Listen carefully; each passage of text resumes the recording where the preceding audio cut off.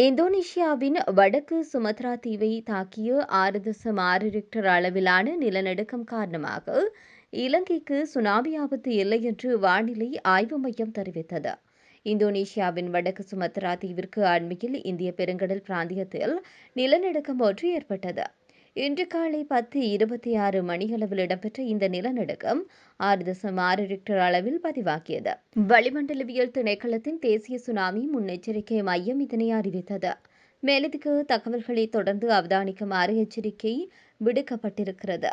இந்த நிலநடுக்கம் காரணமாக இலங்கையின் கரையோர பகுதிகளிலும் அதனை அண்டிய பகுதிகளிலும் வசிக்கும் பொதுமக்கள் தயவு செய்து அவதானமாக இருக்குமாறு கேட்டுக் கொள்ளப்படுகின்றார்கள்.